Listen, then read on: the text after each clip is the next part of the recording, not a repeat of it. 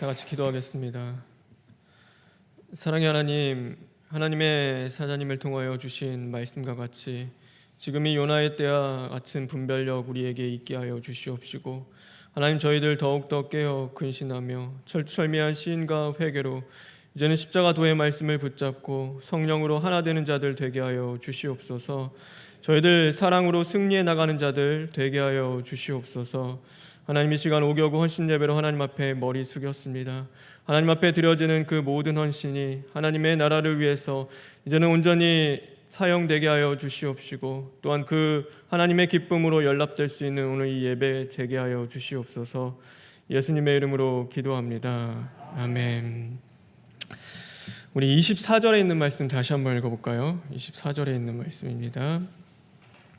시작.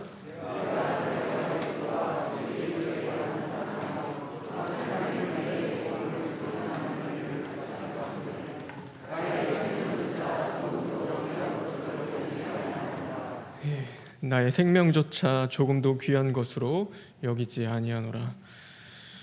여러분, 1부 때 하나님의 사자를 통하여 주신 그 요나가 고백했던 것, 하나님 차라리 내가 죽는 것이 낫겠습니다라고 고백했고, 또 새벽에 엘리야가 고백했던 것처럼 하나님 차라리 나를 죽여 주시옵소서라고 고백했던 그 것과 오늘 나의 생명조차도 조금도 귀한 것으로 여기지 않는다는 이 바울의 고백의 차이를 아시겠습니까?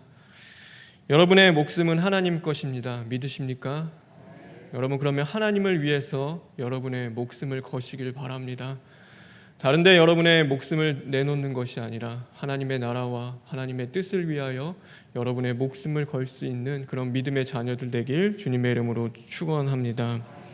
오늘도 우리와 함께 하시는 그 하나님, 우리 안에 정한 마음을 창조하시고 정직한 영을 새롭게 하실 줄 믿습니다.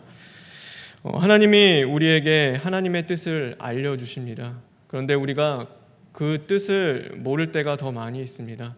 사실 우리가 그 뜻을 안다고 해도 하나님의 뜻을 우리가 정말로 준행하며 그것에 순종하며 살아가는지는 우리는 한번 우리 자신을 돌아볼 필요가 있는 것입니다. 그래서 하나님은 하나님의 뜻을 아는 것보다도 하나님의 뜻에 순종하는 것을 하나님은 더 기뻐하십니다. 왜냐하면 하나님의 뜻을 안다고 해서 그 뜻 가운데 다 순종하는 것은 아니기 때문입니다. 요나는 하나님의 뜻을 알았습니다. 니느웨 성을 가서 그곳에 하나님의 심판의 메시지를 전하라는 것이 하나님의 분명한 뜻이었습니다. 그러나 그는 그 하나님의 뜻을 알았음에도 불구하고 하나님의 뜻에 순종하지 않았습니다. 아담과 하와도 그 옛날 하나님의 뜻을 알았습니다. 너희들이 이 동산 안에 있는 모든 그 실과는 다 먹되 바로 선악을 알게 하는 그 열매만큼은 너희들이 먹지 말라는 것이 바로 하나님의 분명하신 뜻이었습니다. 그런데 그들은 그 하나님의 뜻을 알았음에도 그것에 순종하지 않았습니다. 사울도 아말렉과의 전쟁 가운데서 하나님의 뜻을 분명히 알았습니다. 아말렉 족속을 다 진멸하라는 것이 하나님의 뜻이었습니다. 그런데 그는 그 뜻을 알았음에도 자신이 보기에 좋은 것들을 남겨두게 되었습니다. 그러면 왜 우리는 하나님의 뜻에 순종하지 못할까요? 분명히 하나님의 뜻을 우리에게 알려주셨음에도 우리가 그렇게 구하지 않습니까? 하나님의 뜻을 알려주시면 제가 하나님의 뜻대로 하겠습니다. 그런데 하나님의 뜻을 우리에게 알려주셨음에도 왜 우리는 그 뜻 가운데 순종하지 못할까요? 아마 우리 마음에 오늘 여기서 말씀과 같이 우리 마음 가운데 바로 거리낌이 있기 때문입니다. 우리 성경 하나만 좀 보시겠습니다. 27절에 있는 말씀입니다. 우리 27절에 있는 말씀 다 같이 읽겠습니다. 시작.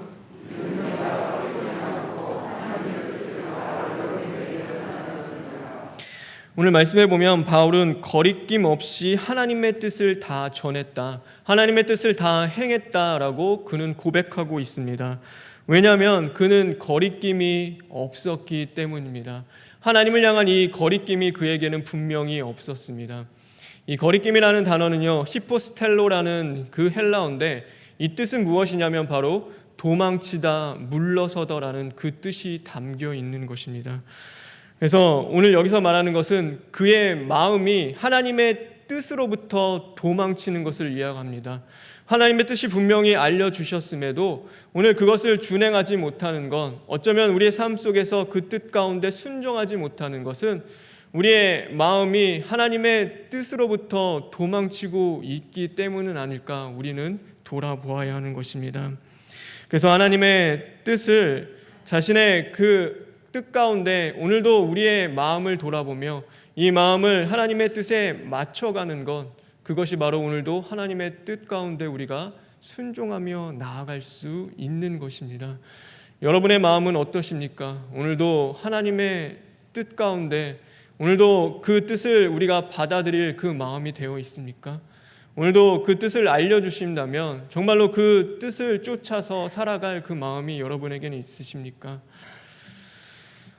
우리가 운전을 할 때 보면요, 먼 길을 운전하게 되면 항상 하는 게 있습니다. 그것은 뭐냐면, 열심히 오늘 여기 있는 것처럼 내가 달려갈 길, 달려가기 전에 우리가 먼저 해야 하는 것이 있습니다. 그건 뭐냐면 바로 우리가 우리의 영적인 상태를 우리는 점검해야 합니다.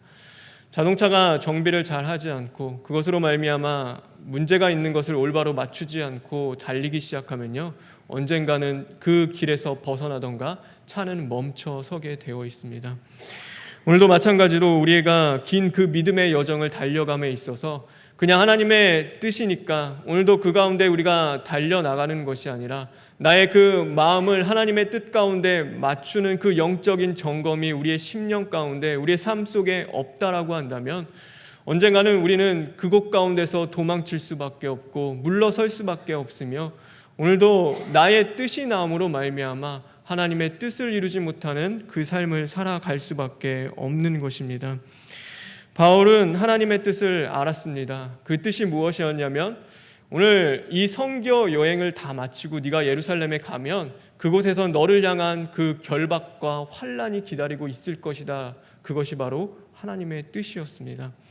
그는 그 뜻을 알았기 때문에 도망칠 수 있었습니다. 어쩌면 그 가운데서 피하고 벗어날 수도 있었습니다.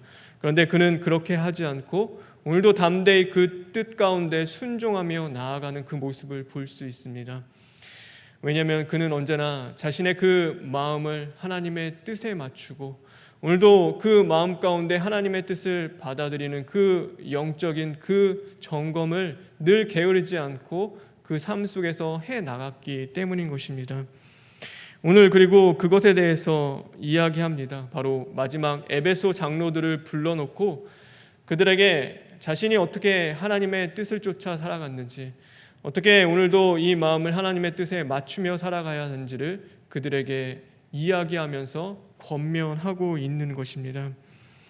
오늘 이 권면의 말씀이 또한 우리를 향한 하나님의 말씀으로 믿고 받아들이는 저와 여러분 되길 간절히 바랍니다.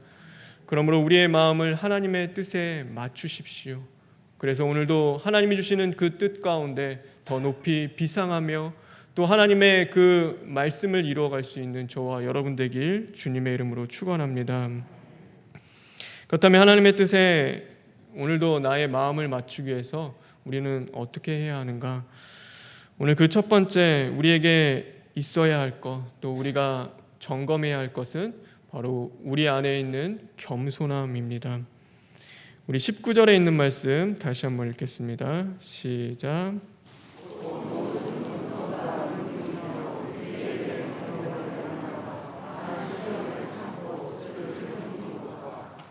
그는 모든 겸손으로 그것을 해나갔다라고 그들에게 권면하고 있습니다.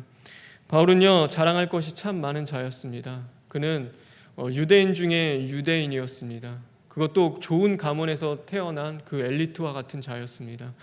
그리고 바리새인일 뿐만 아니라 로마 시민권을 가지고 있었던 그 가운데 그 당시 때 엄청난 특권을 누릴 수 있는 자였습니다. 그런데 바울은요, 그 모든 것을 자랑하지 않습니다. 그리고 성경에 보면 오히려 그것들을 나는 배설물로 여긴다고 이야기합니다. 그리고 더 나아가서 나의 나된 것 오직 하나님의 은혜임을 그는 계속해서 고백하고 있습니다. 우리가 그런 사람도 있겠죠. 나는 뭐 자랑할 것이 없는데, 나는 뭐 이 바울처럼 뭐 가진 것도 없고 잘하는 것도 없으니까 나는 그처럼 뭐 교만하고 자랑하고 나타낼 것도 없다라고 생각하는 사람도 분명히 있을 것입니다. 그런데 우리 안에 있는 나를 드러내는 이 우월감과 오늘도 나는 진짜 아무것도 아니야, 나는 뭐 가진 것도 없고 나는 잘하는 것도 없는데 내가 뭘 할 수 있겠어라는 그 열등감은 바로 종이 한 장의 차이라는 것을 우리는 볼 수 있어야 하는 것입니다. 이 두 가지는요 다 본질상 그 교만의 뿌리를 두고 있고 그 교만으로부터 시작하는 것입니다. 우리가 우월하게 느낄 때는요 내가 뭘 가지고 있고 잘하는 것을 갖고 우리는 우월하다고 여깁니다. 그런데 그것이 만약에 없고 내가 잘하는 것을 못하게 되고 있는 것이 없어지면 그 우월감은 뭘로 바뀌냐면 금방 열등감으로 바뀌기 시작합니다. 그래서 이것은 늘 하나입니다. 교만으로부터 시작되는 것입니다. 그러면 진짜 겸손은 무엇이냐? 성경에서 우리에게 가르쳐주고 있는 그 겸손은 무엇인가? 바로 하나님 앞에서 자신을 인정하는 것입니다. 오늘도 하나님 앞에서 나의 작음을 인정하고 하나님의 크심을 인정하며 살아가는 것입니다. 모든 것이 내가 잘나서 내가 가져서 이루어지는 것이 아니라 오늘도 하나님의 은혜이고 하나님이 이루어 가신다는 것을 믿고 하나님을 의지할 수 있는 것, 그것이 바로 겸손의 모습인 것입니다. 그 사람이 정말 겸손한 사람인지 아니면 교만한 사람인지 언제 알 수 있냐면 우리가 손해 당할 때, 사실 피해를 입을 때, 오늘도 나에게 불이한 그런 일들이 닥쳐올 때 우리는 그때서야 진정 그 사람이 겸손한 사람인지 아니면 교만한 사람인지 알 수 있습니다. 겉으로는 착해 보입니다. 선해 보입니다. 그리스도인으로서 저 사람은 정말로 사랑을 베풀겠다라고 생각합니다. 그런데 손해 당하기 시작하면, 나에게 불이익이 닥쳐오기 시작하면, 조금이라도 나에게 부당하다 여겨지면요 사람이 변하기 시작합니다. 완전 180도 변해서 원망하고 분노하며 오늘도 그 불평 가운데 쌓여서 차라리 내가 죽는 것이 낫겠다라고 하며 하나님을 향하여 원망하는 그 모습 가운데 우리 자신 안에 있는 그 교만의 뿌리를 우리는 볼 수 있어야 하는 것입니다. 왜 내가 이런 대우를 받아야 하지? 왜 내가 이 일을 해야 하지라고 하며 언제나 그것에 자신의 정당성을 부여하고 원망과 불평과 또한 그 분노와 그런 말할 수 없는 불평에 쌓여서 살아가게 되는 것입니다. 요나가요 박넝쿨을 하나님이 요나에게 허락하셨습니다. 그런데 그것은 당연한 것이 아닙니다. 하나님이 그에게 베풀어 주신 은혜였고 하나님이 하신 일입니다. 그런데 그것이 사라지고 나니까요 그가 뭐 하냐면은 하나님, 차라리 나 죽는 게 낫겠습니다. 이렇게 덥게 만드실 바엔 하나님, 나 차라리 이곳에서 나를 그냥 거두어 가십시오 하고 하나님을 향하여 원망하며 분노하기 시작합니다. 오늘 그에게 허락된 것은 하나님이 주신 은혜였습니다. 그가 당연히 누려야 될 것은 아니었습니다. 그럼에도 불구하고 그는 그것을 당연하다고 여기며 살아갔습니다. 새벽에 제가 전한 그 엘리야가요 그 850대 1이라는 그 바알 제사장들과 싸워서 승리하였습니다. 그러니까 뭐가 마음에 드냐면 이제 그 왕도 아합도 이세벨도 하나님 앞에 굴복하겠구나.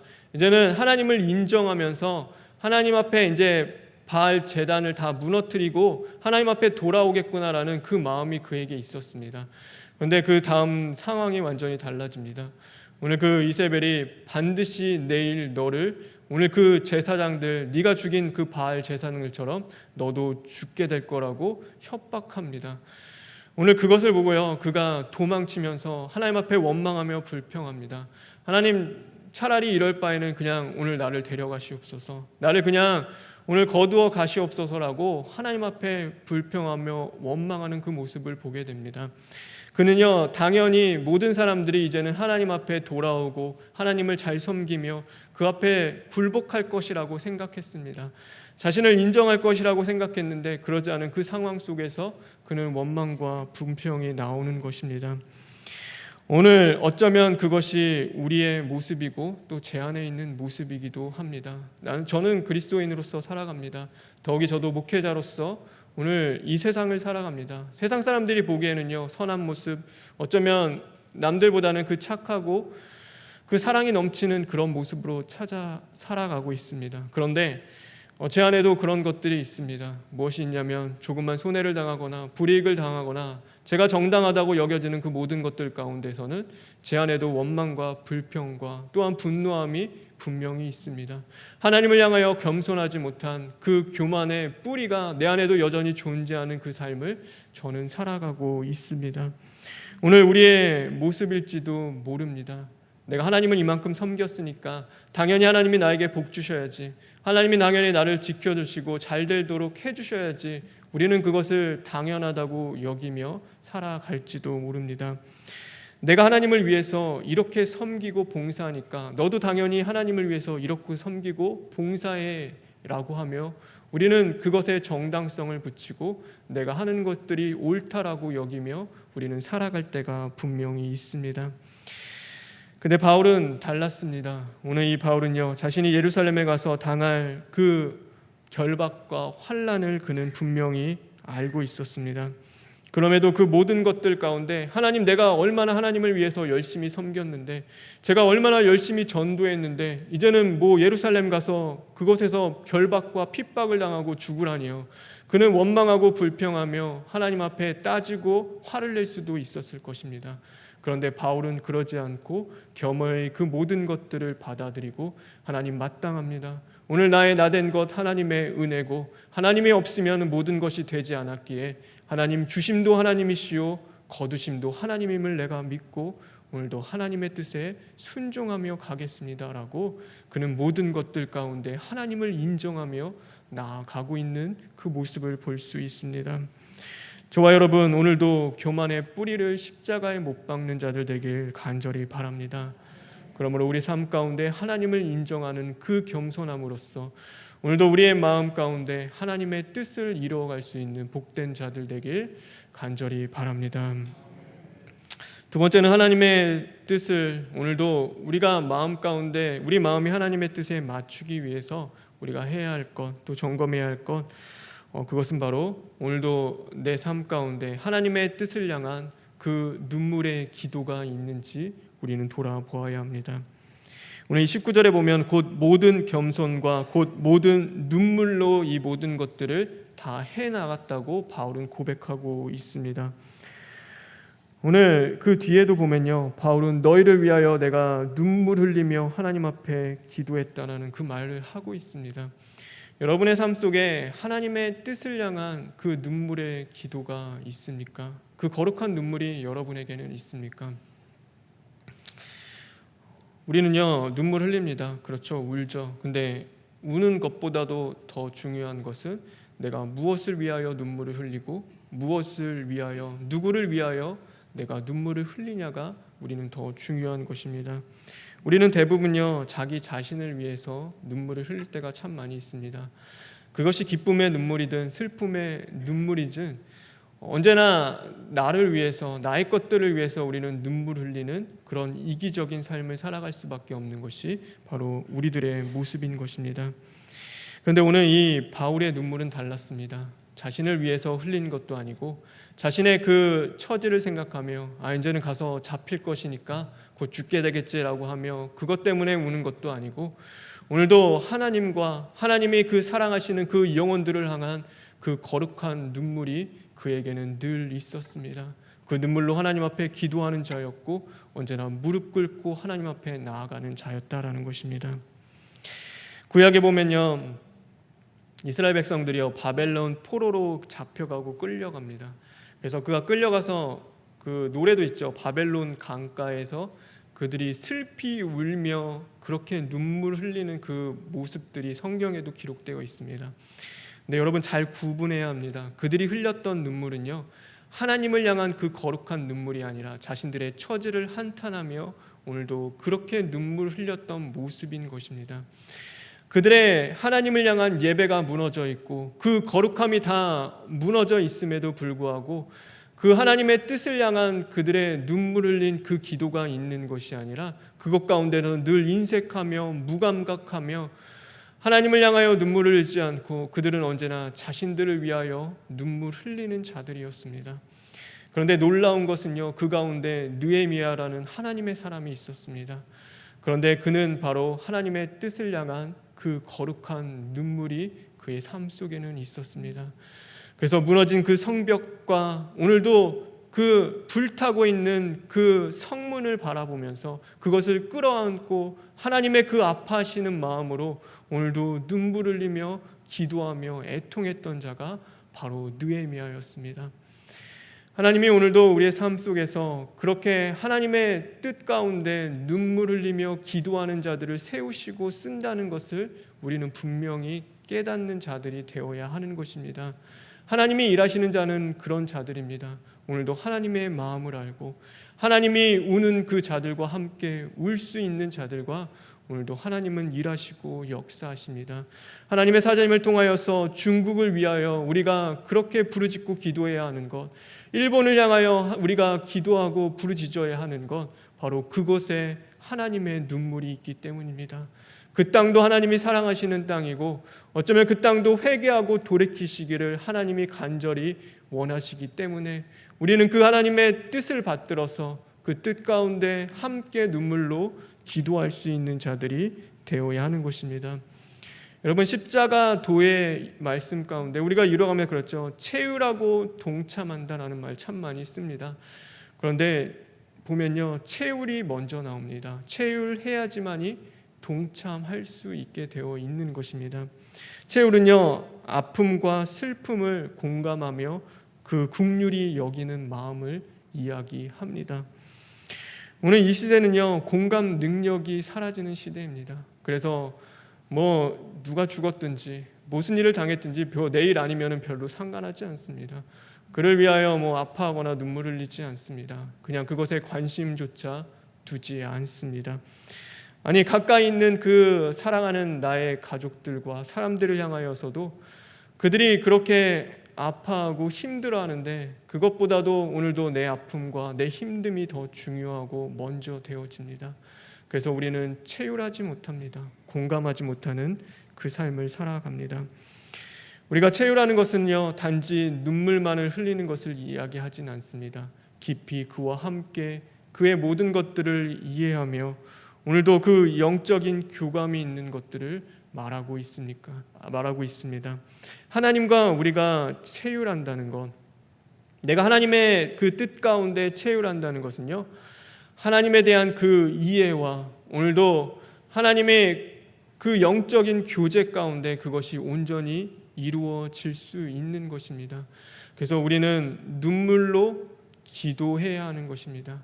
하나님 앞에 끊임없이 나아가서 하나님과 대화하며 이야기하며 하나님의 뜻 가운데 우리의 마음을 맞추어 나가는 것이 바로 저와 여러분이 해야 할 일인 것입니다. 예수님은 하나님의 아들이셨습니다. 그래서 모든 특권을 다 누리며 살아가는 분이셨습니다. 아들로서의 그 권세와 그 하나님으로서의 능력을 가지고 계신 분이셨습니다. 그런데 그 모든 것 다 버리고 우리를 위하여 이 땅에 오신 분이셨습니다. 예수님은 또한 그 가난한 목수의 아들이셨습니다. 그럼에도 불구하고 예수님은 열등감에 쌓여 있지 않으셨습니다. 그 가난한 목수의 아들이었음에도 불구하고 예수님은 모든 하나님의 뜻을 이루어가는 그 삶을 살 수 있으셨습니다. 무엇이 그것을 가능케 했습니까? 예수님이 쓰신 엄청난 능력과 권세였습니까? 십자가상에서 보여주신 예수님의 능력이 그 세상을 변화시키고 지진과 바람과 불을 일으키시는 그 놀라운 하나님의 능력이었습니까? 아니요, 단 한 가지, 바로 겸손함으로 하나님의 뜻에 순종하는 것이었습니다.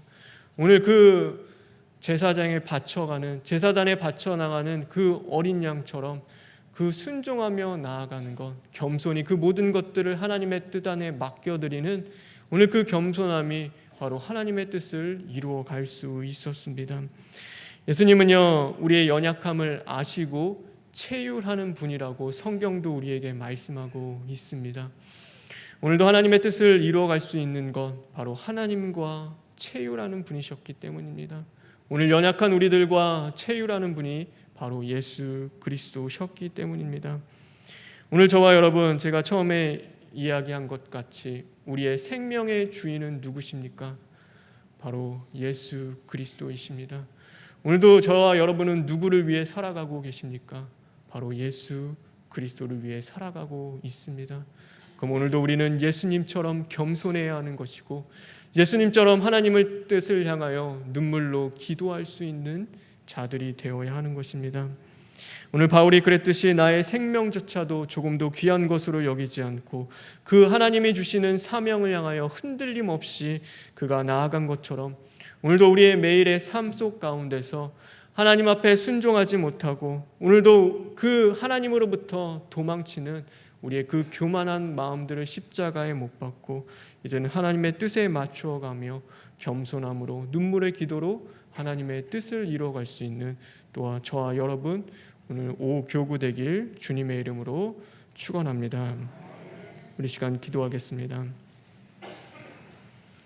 주님 감사합니다. 하나님 오늘도 우리가 달려갈 길 사명을 주셨습니다. 하나님 땅끝까지 십자가도 죽고 부활의 말씀을 우리가 증언해야 할 그 사명이 우리에게 있습니다. 하나님 그런데 나의 생명조차도 조금도 귀한 것으로 여기지 않는 그 하나님을 향한 하나님의 뜻을 향한 순종의 마음이 우리에겐 있습니까? 하나님 우리 자신을 돌아보게 하여 주시옵시고 오늘도 그 마음이 하나님의 뜻으로부터 도망치고 있다면 우리가 그것을 발견하고 이제는 철두철미한 시인과 회개로 겸손한 자리로 나아갈 수 있는 자들 되게 하여 주시옵시고 오늘도 눈물로 하나님의 뜻을 받들어 기도하는 그 자리로 나아갈 수 있는 복된 자들 될 수 있도록 주님 함께하여 주시옵소서. 하나님 특별히 오교구 기억하여 주시옵시고 언제나 먼저 하나님의 뜻을 향하여 달려갈 수 있는 교구 되게 하여 주시옵시고 맡겨진 사명 잘 감당할 수 있도록 하나님 겸손의 능력 있게 하여 주시옵시고 기도의 능력과 권세를 더하여 주시옵소서. 예수님의 이름으로 기도합니다. 아멘.